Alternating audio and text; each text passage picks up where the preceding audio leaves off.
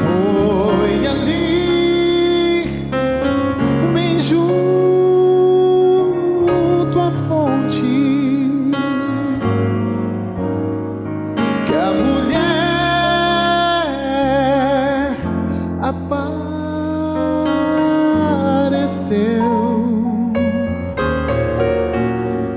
Sua vida estava em ruínas por pecar. Chorou, sofreu.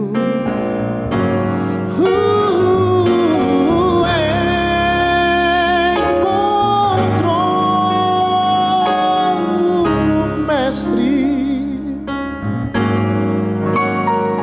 Ele a viu e a perdoou.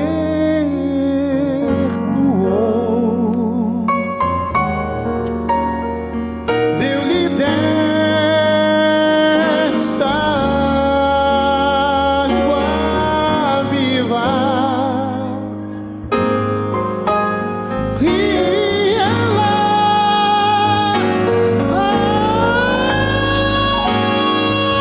aceitou.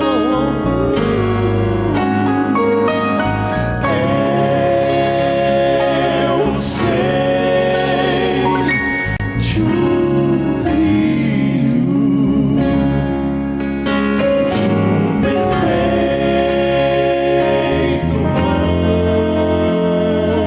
manancial. Sim, eu sei de uma fonte de vida, amor e paz. Quem vier à fonte de água pura e salutar,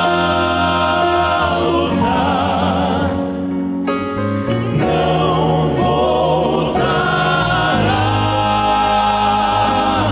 a ter sede, pois Cristo satisfaz.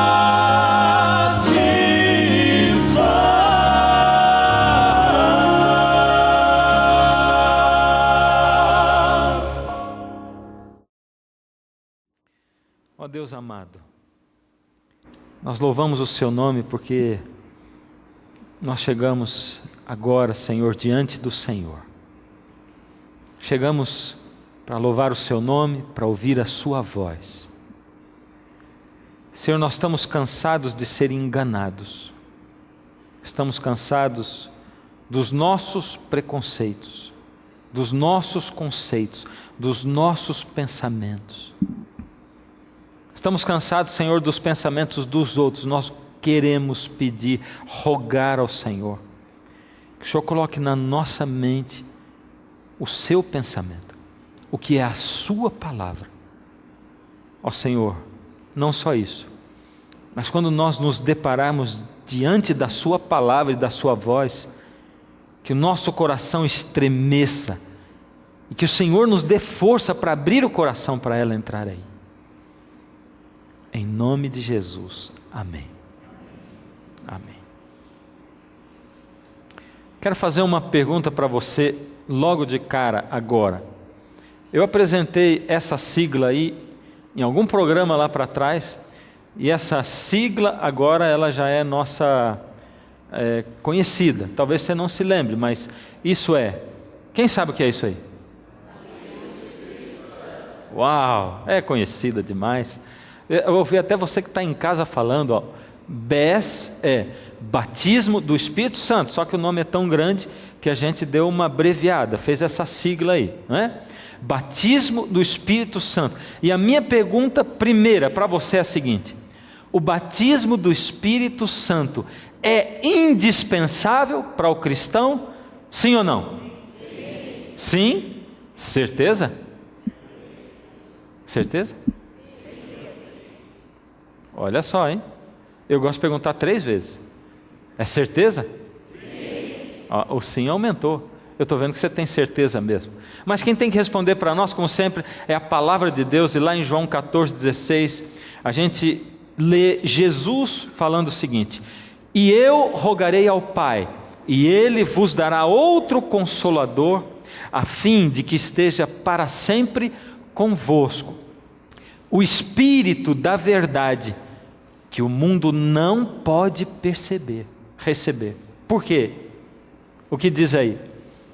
Porque não o vê, nem o conhece, mas vós o conheceis.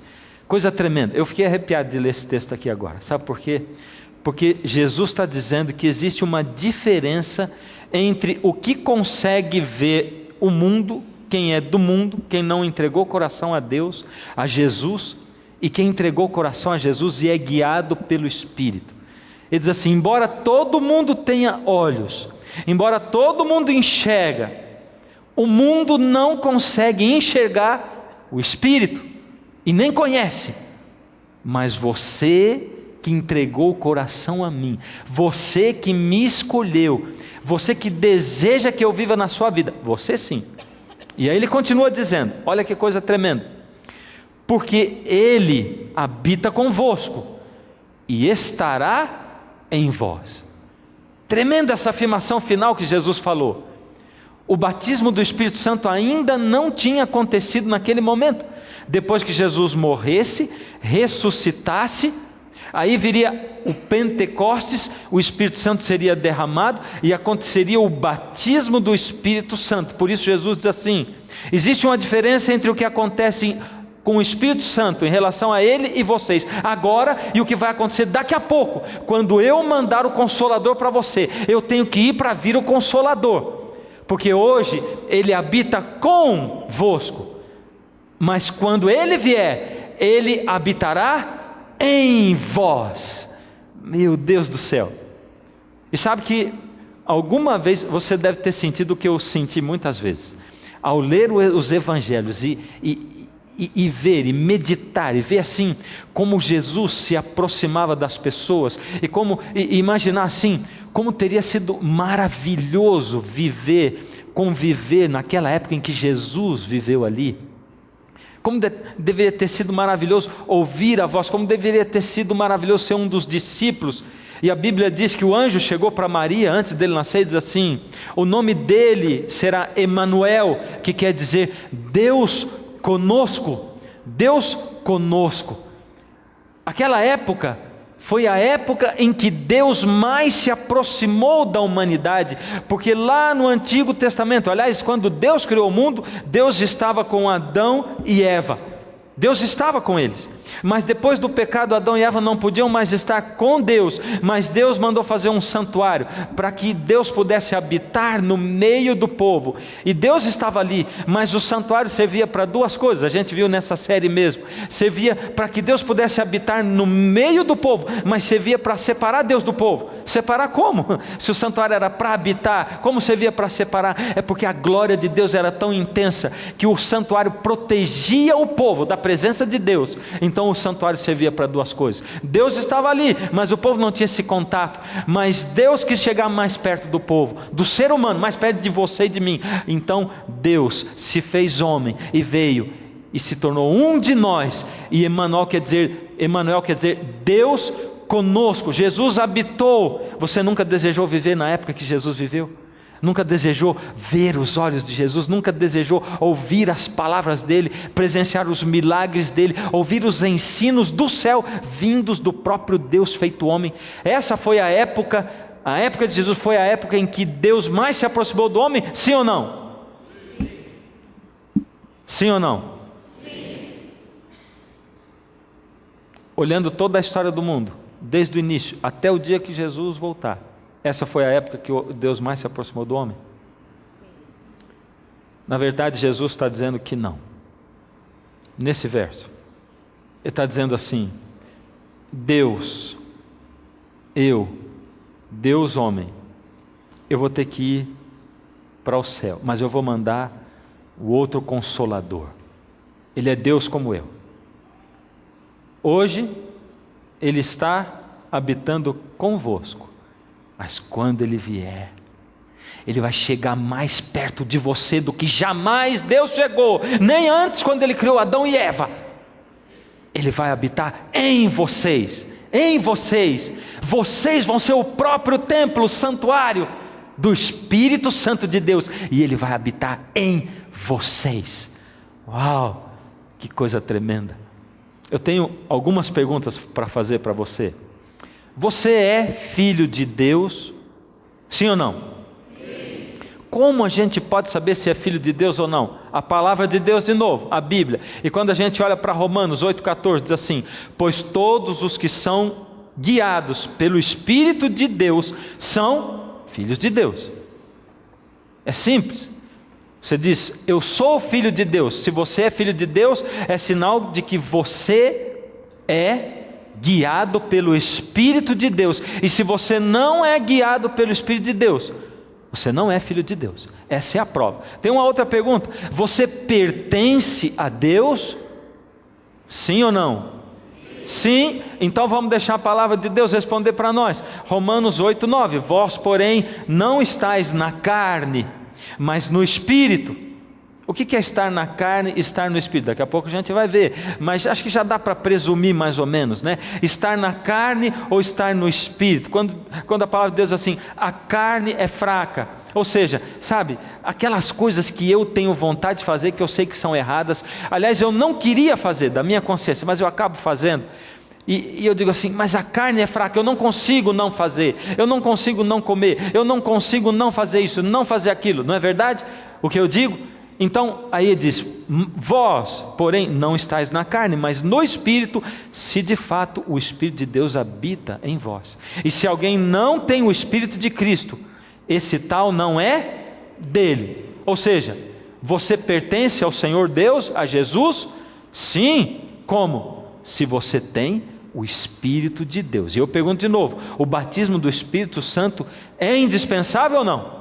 Sim, o batismo do Espírito Santo é indispensável. E como Deus, na sua onisciência, profetizou o batismo do Espírito Santo?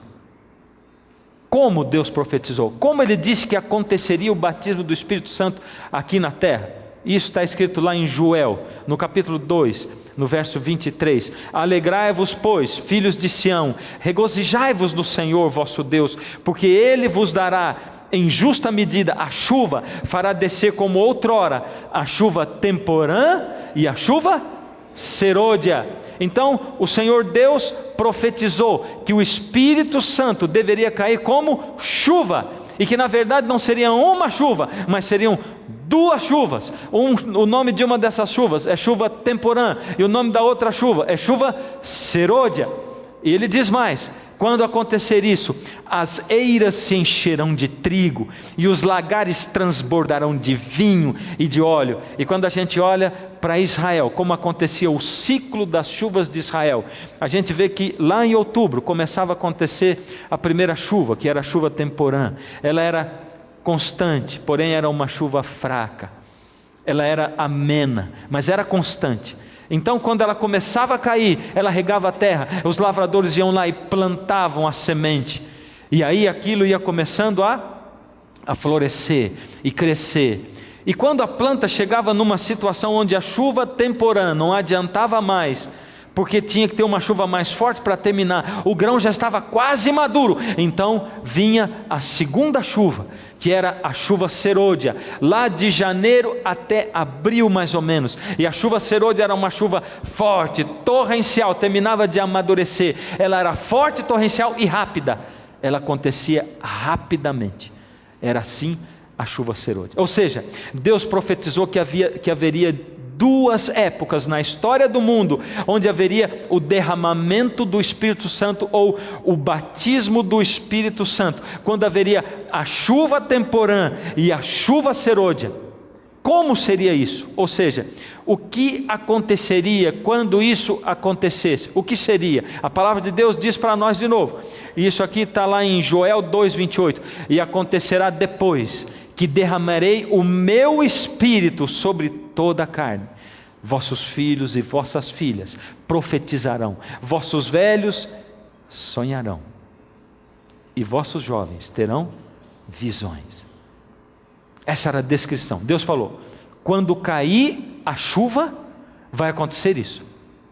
Vão acontecer coisas sobrenaturais. E isso vai ser uma demonstração de que o meu Espírito, que o batismo do Espírito Santo caiu, foi derramado. Pedro confirmou isso aí. Como ele confirmou? Aliás, ele confirma que a chuva temporã é igual o batismo do Espírito Santo. Como? Ligando o texto das duas chuvas, temporã e serôdia, com aquilo que estava acontecendo com eles lá no Pentecostes, que foi o batismo do Espírito Santo. Olha lá o que Pedro disse, lá em Atos 2,16, mas o que ocorre aqui é o que foi dito por intermédio do profeta Joel, no auge, enquanto eles estavam recebendo o dom de línguas e pregando, e aquelas pessoas de diversas nações, cada uma ouvindo na sua própria língua, como relata o livro de Atos. Pedro diz assim, vocês aí estão achando que nós estamos embriagados? Não, o que está acontecendo aqui é o que disse o profeta Joel, é a chuva temporã, a primeira chuva do Espírito que está caindo aqui. Em Atos 2 está confirmado que chuva temporã é igual a batismo do Espírito Santo. Não dá para esquecer nunca mais, dá? Chuva temporã é igual a batismo do Espírito Santo. Para confirmar mais, João Batista confirmou isso, de que a chuva temporã e o batismo do Espírito Santo são a mesma coisa. João Batista disse o seguinte, isso aí está lá em Lucas 3,16, disse João a todos, eu na verdade vos batizo com água, mas vem o que é mais poderoso do que eu, do qual não sou digno de desatar-lhe as correias das sandálias, ele vos batizará com Espírito Santo e com fogo. João Batista está confirmando, Jesus vai anunciar, ele vai dar o batismo do Espírito Santo, e Jesus confirmou, dizendo como ele daria o batismo do Espírito Santo, e como seria, isso está lá em Atos 1,8, mas disse Jesus para os discípulos, antes de subir para o céu, ele já tinha morrido, já tinha ressuscitado, já tinha instruído os discípulos, e agora ele diz, mas recebereis poder ao descer sobre vós o Espírito Santo, e sereis minhas testemunhas, tanto em Jerusalém, como em toda a Judéia e Samaria, e até os confins da terra. Ou seja, a época em que nós vivemos hoje, é uma época profética muito especial, e nós precisamos ter a visão de sermos guiados pelo Espírito para entender a época em que nós vivemos, porque hoje nós vivemos entre dois eventos espirituais tremendos, o primeiro, a chuva temporã, e o segundo, a chuva serôdia. Já caiu a chuva temporã lá em Atos 2, no dia do Pentecostes, e vai cair ainda o que? A chuva serôdia, e nós estamos vivendo entre os dois. Só que esse entre está um pouquinho mais perto do que mesmo? Da chuva serôdia. É porque a chuva temporã aconteceu há 2000 anos atrás. A palavra de Deus diz que quando fosse um pouquinho antes de vir o Senhor Jesus, viria a chuva serôdia. A palavra de Deus é tão maravilhosa, mas ela é tão maravilhosa, que eu me arrepio toda vez que eu penso nela, eu me arrepio mesmo, eu estou aqui todo arrepiadinho ao pensar, que o Senhor Deus plantou a semente do cristianismo, lá no Pentecostes, Ele jogou ali a semente do cristianismo, regou a semente com o batismo do Espírito Santo, a chuva temporã. E o Senhor Deus vem derramando essa chuva 2000 anos. O cristianismo vem crescendo e crescendo, amadurecendo. As pessoas estão começando a despertar para a verdade da palavra de Deus. Ele vem amadurecendo e amadurecendo, e daqui a pouco Ele vai derramar a sua última chuva, a chuva serôdia. A chuva serôdia a gente vai deixar para daqui a pouquinho. E hoje nós vamos falar sobre chuva temporã, batismo do Espírito Santo.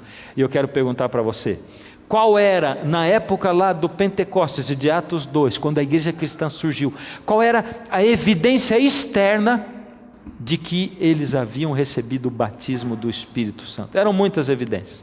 A palavra de Deus diz, lá em Atos 2, 37, 28, 37, 38, 41, Atos 4, 4, Atos 11, 21, que milhares de pessoas se converteram. Ali vai falando assim que 3.000 se converteram de uma vez, mais 2.000 de outra vez, e aí vai somando 5.000, e daqui a pouco 10.000, e daqui a pouco ele diz assim, lá em Colossenses, que o evangelho foi pregado a todo mundo daquela época, pelo poder do Espírito Santo. Olha só o que diz aqui, em Atos 2,42, e todos continuavam firmes, seguindo os ensinamentos dos apóstolos, vivendo em amor cristão, partindo o pão junto e fazendo orações. Era assim que o Espírito de Deus se manifestava na vida daquelas pessoas. Isso é prova exterior de que o Espírito Santo está na sua vida. A prova exterior de que o Espírito Santo está na sua vida é de que Ele traz Jesus para habitar dentro de você. É isso que Jesus disse lá em João 14, eu vou mandar um outro Consolador, e Ele vem para que Ele possa fazer com que eu more dentro de vocês. Ele não vai falar dele mesmo, Ele vai falar de mim. O trabalho do Espírito Santo é importantíssimo, porque é fazer na sua vida e na minha vida aquilo que Paulo disse que aconteceu na vida dele, quando ele diz assim, vivo não mais eu, mas Cristo vive em mim. Ou seja, agora eu já não vivo mais, eu não faço a minha vontade, eu estou fazendo aquilo que Jesus faz dentro de mim, é Jesus quem me manda fazer isso ou aquilo, e eu estou vivendo a vida de Jesus em mim. É isso que o Espírito Santo quer fazer na nossa vida, na sua e na minha vida. Eles vendiam as suas propriedades e outras coisas, e dividiam o dinheiro com todos, de acordo com a necessidade de cada um. A prioridade deles era buscar ao Senhor Deus. Todos os dias unidos se reuniam no pátio do templo, e nas suas casas partiam pão, e participavam das refeições com alegria e humildade. Ou seja, eu posso saber se eu sou batizado pelo Espírito Santo, eu posso saber se o Espírito Santo habita a minha vida, se eu recebi a chuva temporã, se eu recebo a chuva temporã. E vamos lembrar de um negócio, a chuva temporã, ela não era simplesmente uma chuva que caía e parava. A chuva temporã era o quê? A chuva temporã era constante, ela caía o tempo todo, e isso indica para mim que eu preciso receber o batismo do Espírito Santo quando? Quando eu me converto, é ou não é? E depois nunca mais? Todos os dias, diariamente. Eu sou uma planta que tem que ser regada todos os dias. Por isso nós vamos começar já o BES, o BES, que é batismo do Espírito Santo. Daqui a pouquinho você já vai ver ele aparecendo, não mais como BES, como batismo do Espírito Santo, mas como BDES, batismo diário do Espírito Santo. Batismo diário do Espírito Santo, porque eu tenho que receber todos os dias o batismo do Espírito Santo. Todos os dias, unidos, se reuniam no pátio do templo e nas suas casas partiam pão e participavam das refeições com alegria e humildade. Deus tinha transformado o coração dessas pessoas. Singeleza de coração, unidade de propósito. Mas tem mais evidências de que o batismo do Espírito Santo estava ali. Os apóstolos faziam muitos milagres e maravilhas entre o povo, e os seguidores de Jesus se reuniam no alpendre de Salomão. Presta atenção no que está dizendo aqui. Veja só, Deus é quem dirigia a igreja. Deus dirigia assim, por exemplo, Pedro e Cornélio. Lembra do último programa? Pedro e Cornélio. Deus mandou uma visão para Cornélio, dizendo para ele mandar um emissário para falar com Pedro, para trazer Pedro para pregar para ele, porque ele almejava um encontro com Jesus de verdade. E Deus deu uma visão para Pedro, dizendo para ele receber Cornélio, para ele não ter preconceito de quem não era judeu. Deus dirigindo uma conversão. Filipe e o etíope, O Senhor Deus transportou Filipe e ele encontrou um etíope, um eunuco, um alto funcionário da rainha Candace, e ele estava ali na sua carruagem. E eu fico imaginando a cena, porque Filipe de repente apareceu e ele foi colocado do lado de uma carruagem, e para falar com aquele homem ele teve que sair correndo a pé, e a carruagem andando, e ele correndo a pé, e ele diz assim: você está entendendo o que você está lendo? Porque aquele homem estava lendo a Bíblia.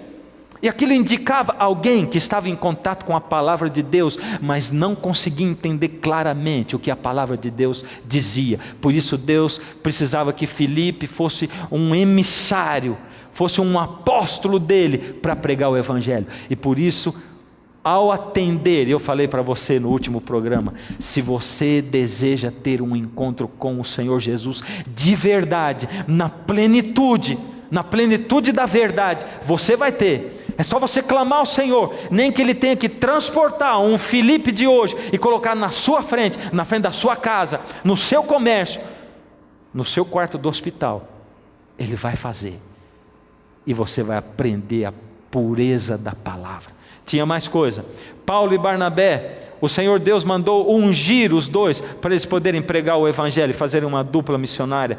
O Espírito mudou o roteiro da viagem de novo, de Paulo, quando ele estava tentando ir para um lugar, e o Espírito disse: não vai para lá não, e deu um outro roteiro para a viagem dele. Era guiada diretamente pelo Espírito. O Espírito informou para Paulo as prisões futuras que ele ia ter. Meu filho, se prepara, porque você vai ser preso. Interessante, que isso aqui é exatamente o contrário do que se prega hoje. Mais uma vez eu tenho que dizer, eu tenho que bater nessa tecla, porque a gente é muito egoísta, a gente quer ir para Deus para ficar recebendo, mas aquele povo era perseguido, eles sofriam, eles tinham a plenitude do Espírito, o poder do Espírito estava ali, milagres aconteciam, mas nenhum deles foi chamado para ser abençoado, e nem para se abençoar. Dá para prestar atenção nisso?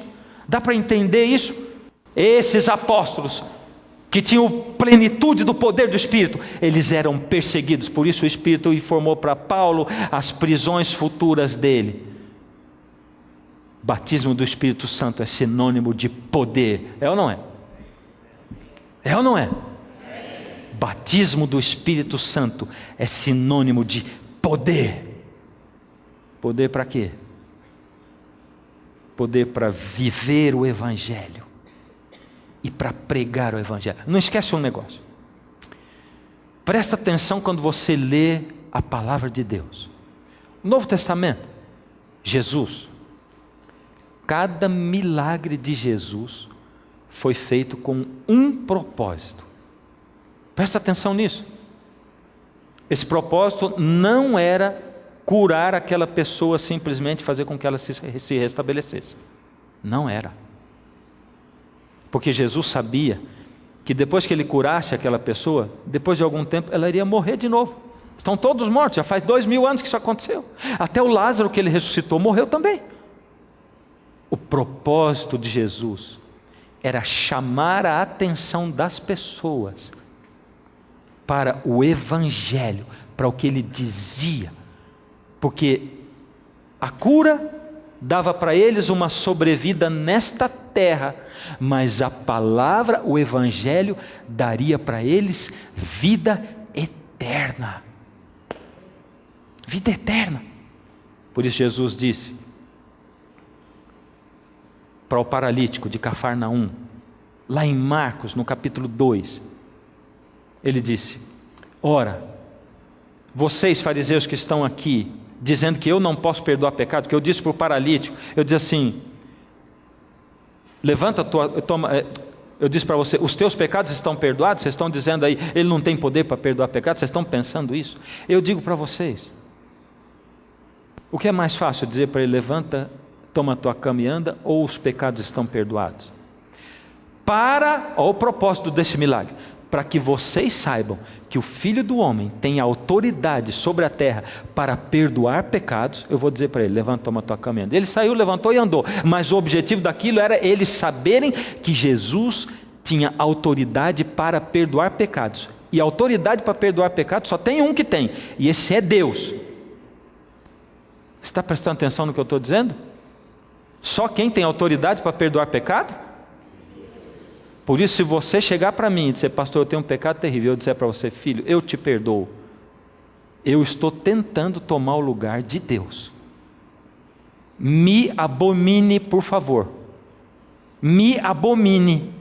Saia de perto de mim e não ouça mais nada do que eu disser para você.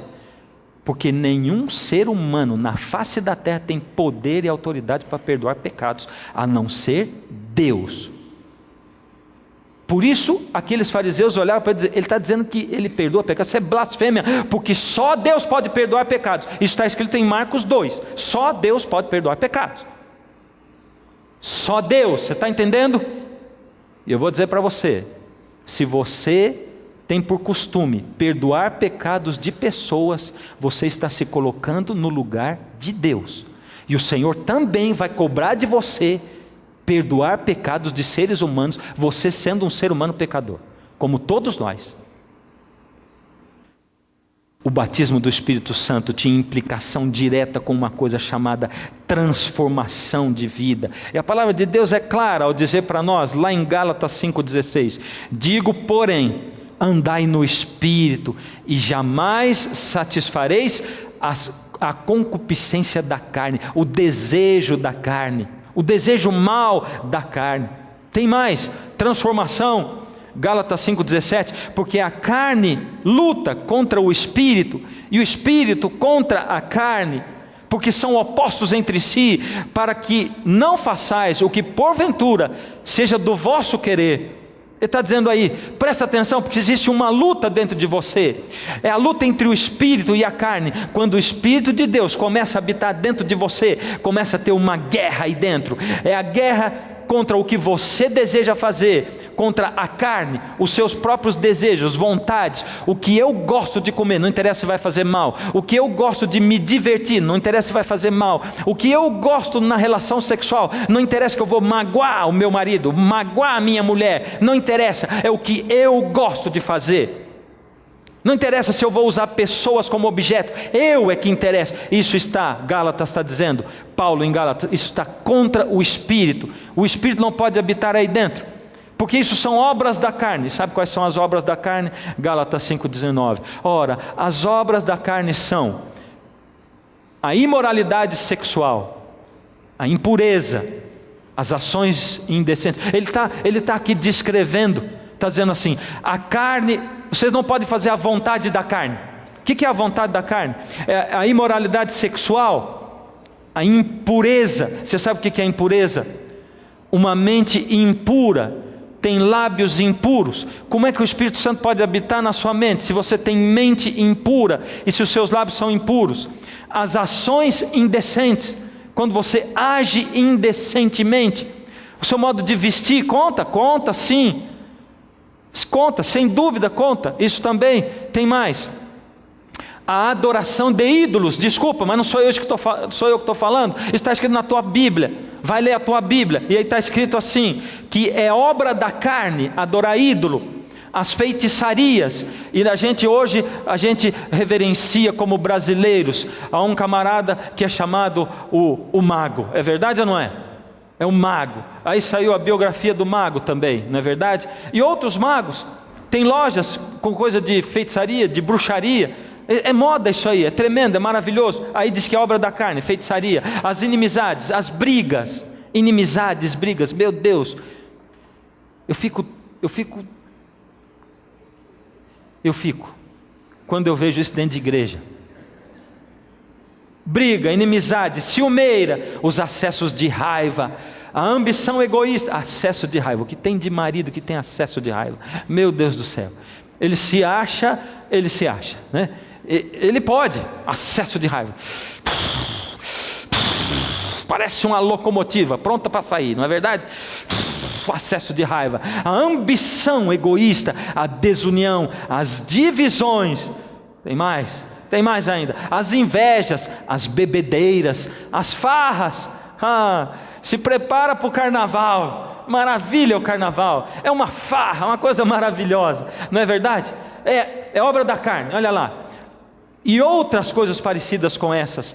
Repito o que já disse, Paulo diz, os que fazem essas coisas não receberão o reino de Deus. Acho que mais claro é impossível. A palavra de Deus, ela é clara.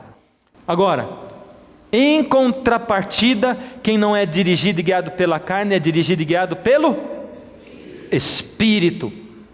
E quem é guiado pelo Espírito foi batizado no Espírito Santo. Porque se não for batizado no Espírito Santo, não vai ser guiado pelo Espírito. Pode mascarar, pode embrulhar para presente, pode ficar bonitinho, pode fingir de crente, pode fingir de pastor, pode fingir de padre, pode fingir de bispo, mas se não tem o batismo do Espírito Santo, não adianta. E tem outra coisa, se diz que tem o batismo do Espírito Santo, mas também não tem o fruto do Espírito na sua vida, também não é batizado pelo Espírito Santo. Pode profetizar, pode falar língua, pode curar, mas não é batizado pelo Espírito Santo. Agora aí diz o fruto do Espírito. O fruto do Espírito, eu acho que a fruta que melhor ilustraria ele é uma laranja ou uma mexerica. Abre e ali tem dentro um monte de gomos, certo? O fruto do Espírito é chamado na palavra de Deus de o fruto do Espírito. E lá dentro vários gomos que Paulo vai apresentar. O fruto do Espírito é amor. E eu acho que aí ele não precisava falar mais nada. Isso aqui já resumiu tudo. Você quer saber o que é amor? Você lê 1 Coríntios 13. Aí você vai saber se você ama ou não. Você ama ou não? Lê, anota aí. Não vou poder apresentar hoje, mas anota para você perguntar: será que eu amo de verdade? Será que eu amo? Quando chegar na metade, pode ser que você tenha uma decepção e dizer assim: não amo. Não amo. O amor, a paciência, a delicadeza, a bondade, a fidelidade, como está faltando gente fiel no mundo hoje. Amizades fiéis, cristãos fiéis. A humildade, como está faltando humildade. Jesus foi o mestre dos humildes, o Senhor dos humildes. E o domínio próprio é aquela coisa de eu dizer não. É de eu renunciar a certas coisas. Eu renuncio a isso e aquilo. Me dá prazer, mas eu renuncio porque não é bom para mim. Não é bom para a minha saúde, não é bom para a minha mente. Eu renuncio a assistir alguns filmes aí. Aliás, eu assisto alguns e renuncio a todos os outros. Porque não faz bem para a minha mente. É lixo. E a minha cabeça não é lata de lixo, o meu cérebro não é. Como é que o Espírito Santo pode habitar aqui se eu enfio um monte de lixo na minha cabeça? Eu renuncio a sites, eu renuncio a horas na internet, horas na Bíblia, é isso o que acontece. E contra essas coisas, não existe lei, não existe lei. E daqui a pouco nós vamos falar mais sobre isso num próximo programa. E os que são de Cristo Jesus, crucificaram a carne com as suas paixões e concupiscências, com seus desejos maus. Se vivemos no Espírito, andemos também no Espírito. Olha o que ele diz. Ele começa dizendo assim: ainda assim, agora mesmo, diz o Senhor, convertei-vos a mim de todo o vosso coração, e isso com jejuns, com choro e com pranto. Rasgai o vosso coração e não as vossas roupas, e convertei-vos ao Senhor vosso Deus, porque Ele é misericordioso e compassivo, e tardio em irar-se, e grande em benignidade, e se arrepende do mal. Tocai a trombeta em Sião, anuncia o Evangelho, promulgai um santo jejum, chama o povo para jejuar junto com você, proclamai uma assembleia solene. Para quê? Chorem os sacerdotes, ministros do Senhor, entre o pórtico e o altar, eram 2 lugares do templo, dizendo: poupa o teu povo, ó Senhor, e não entregues a tua herança ao opróbrio, para que as nações façam escárnio dele, porque hão de dizer entre os povos: onde está o seu Deus?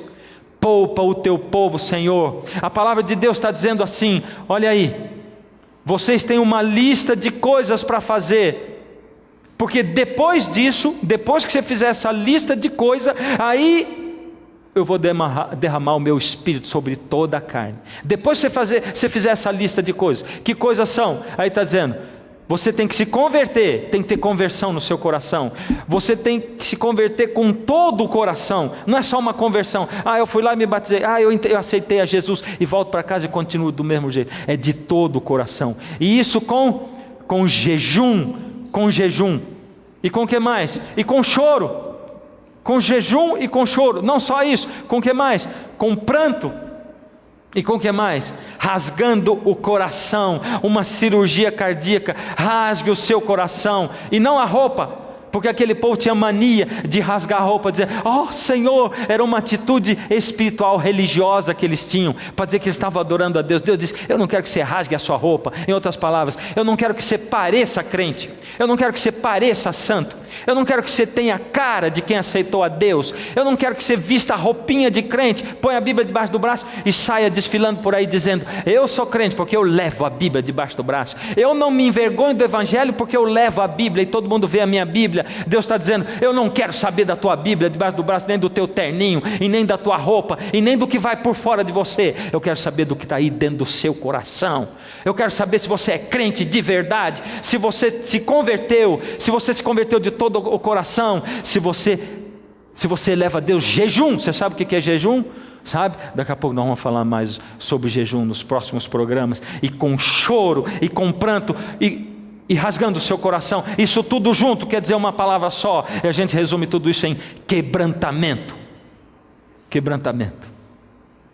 Ou seja, depois que você quebrantar o seu coração, que você se humilhar diante de Deus, que você orar, buscar a Deus e clamar a Deus e se arrepender dos seus pecados, que você de todo o coração assumir que você não é nada. Depois disso, aí Joel diz, e acontecerá depois que você quebrantar o seu coração, que eu vou derramar o meu espírito sobre toda a carne, vossos filhos e vossas filhas profetizarão, vossos velhos sonharão e vossos jovens terão visões. Ou seja, Joel está dizendo para nós o seguinte, nós vivemos entre a chuva temporã, que foi poder, o batismo diário do Espírito Santo. Você tem que receber o batismo diário do Espírito Santo, a chuva temporã. Nós vivemos entre ela começou a cair 2000 anos atrás. Quando ela parou de cair?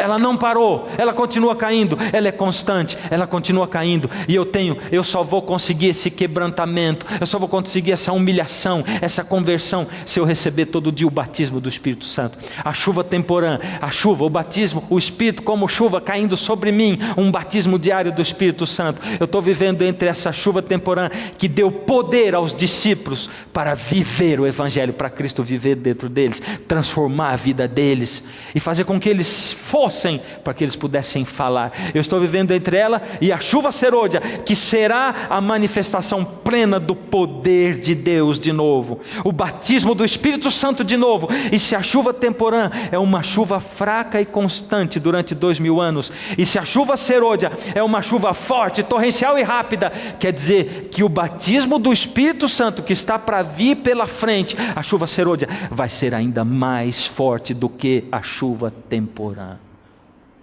O Senhor Deus promete um batismo ainda mais forte. Porém, se nós estamos vivendo entre os dois, hoje é tempo de quê? Quebrantamento. Hoje é tempo de quebrantamento. Você quer que Jesus interprete o seu pedido? Quer que Ele interprete? Quer que Ele dê para você o que vem dEle? O que é para acontecer com você? Esses homens foram perseguidos, sim. Esses homens beberam o cálice amargo, sim. Mas eles foram batizados com o batismo do Espírito Santo que o Senhor Jesus recebeu também. E eles tiveram o privilégio de serem portadores da luz. O Senhor Deus, o Senhor Jesus promete para você o batismo do Espírito Santo. Você quer receber? Ele é indispensável, batismo diário do Espírito Santo. Para quê? Para transformar a sua vida, para quebrar e fazer de novo, para reorganizar a sua casa, para reorganizar o seu lar, para reorganizar o seu negócio, para reorganizar a sua mente, as suas diversões, a sua comida, a sua bebida. O Senhor Deus quer reorganizar tudo para você ser, e quando você for, você vai poder falar para os outros. Isto é batismo do Espírito Santo, como a Bíblia diz, como a Bíblia ensina. Isto é batismo do Espírito Santo, e ele é muito mais do que simplesmente dom de profecia, ele é muito mais do que simplesmente o dom de cura, ele é muito mais do que simplesmente o dom de línguas, ele é muito mais, ele é transformação total de vida. E se você o tem, você tem a Deus, você é de Deus. Se você não o tem, não pode pertencer. Jesus quer dar para você o batismo do Espírito Santo. Você deseja? Deseja? Do jeito que Jesus quer dar? Você quer que Ele traduza as suas palavras, ou Ele quer que Ele entenda literalmente e dê para você o que você quer? Deixa Jesus traduzir as suas palavras por misericórdia. Hoje, quando os arautos do rei vão cantar a última música, eles vão clamar a Deus pelo batismo do Espírito Santo nessa música. E você que tem andado cansado de tentar seguir a Deus, mas não consegue. Você que tem andado cansado de tentar viver o cristianismo, mas não consegue. Você que tem andado cansado de ver enganações e que deseja sinceramente seguir a Deus. Você que nunca se entregou a Jesus publicamente, ou você que um dia se entregou, mas se afastou dele, cansado de cair. Você vai sair daí e vai vir aqui. Quero orar com você.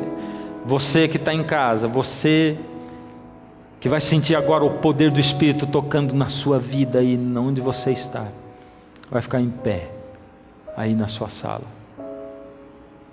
A música vai tocar agora e o Espírito de Deus vai tocar o seu coração.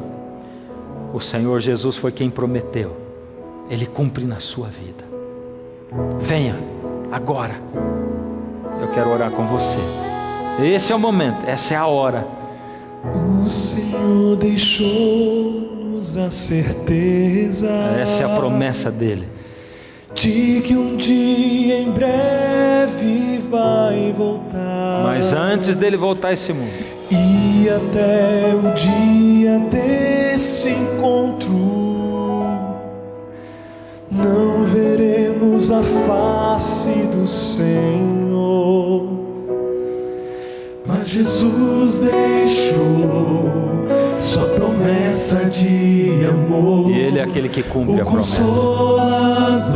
Cadê você que não toma posse dessa promessa? Para nós, apesar do sofrimento, amém, toda dor e solidão, é hora de você se levantar também aí. Cristo quer morar em nosso essa coração. É a verdade. Quer morar no seu coração. Vem, Santo Espírito, fogo do Senhor, eu quero receber o teu amor. Luz da verdade, esperança do viver, brilha em mim, transforma meu viver. Todos nós que cremos em sua vinda, Ele está esperando você aqui. Não fica aí sentado, chega aqui na frente, sai do seu lugar, vem cá, não fica aí parado, o lugar seu é aqui. Refletiremos o caráter santo do Senhor. Essa é a obra do Espírito. Nosso coração necessita de unção, também mostrar o amor de nosso Pai. Cristo quer falar ao mundo que em breve voltará.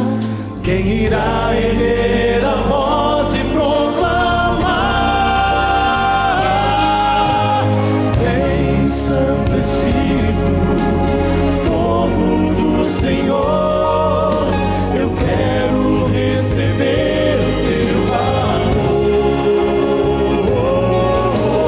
Luz da verdade, esperança do viver, brilha em mim, transforma meu viver. Esse mundo já está chegando ao fim, a promessa do Consolador é pra nós. A última igreja, a última chance, a última chama de amor acesa está. Vai você brilhar, vai você falar. Clama junto com ele, aceita o convite agora. Vem, Santo Espírito, fogo do Senhor, eu quero receber o teu amor. Luz da verdade, esperança do viver, brilha em mim, transforma meu viver. Vem, Santo Espírito, fogo do Senhor, eu quero receber o teu amor. Luz da verdade, esperança do viver, brilha em mim com teu poder, cumpre em mim o teu querer, até Cristo regressar. Vem brilhar, Espírito, vem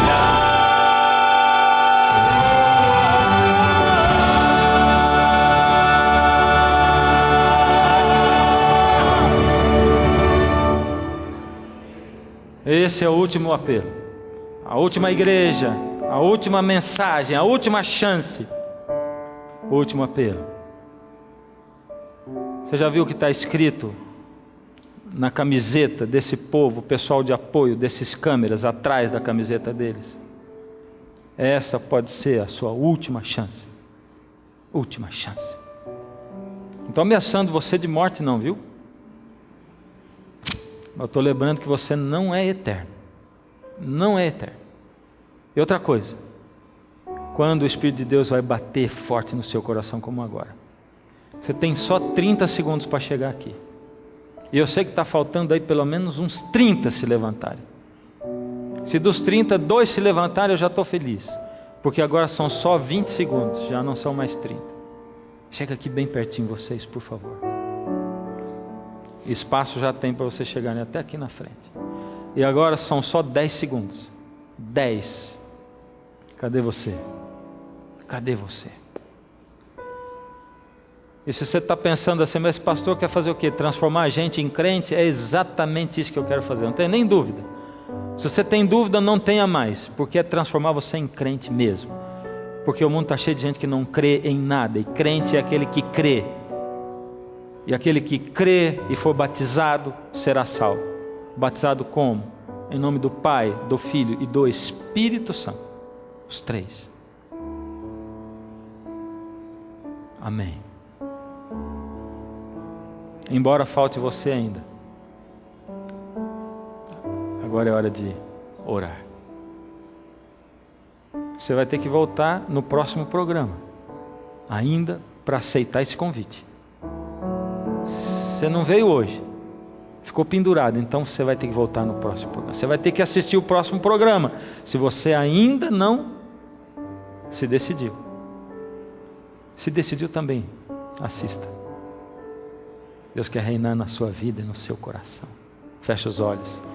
Ó Deus amado, entrego nas tuas mãos essas pessoas que, ouvindo o seu chamado e a sua voz, aceitaram. Coisa difícil, Senhor, não aceitaram o chamado para serem curados, não aceitaram o chamado para serem libertos, mas sim para serem libertos do mal que os escraviza, da carne, para poderem ser seguidores, para que Cristo viva neles, para que recebam o batismo do Espírito Santo, que é aquele que leva o Senhor Jesus para dentro de nós. Ó Deus Espírito Santo, habita esses corações, toma-os nas tuas mãos, que eles possam, Senhor, se decidir passar pelas águas para depois passar pelo fogo.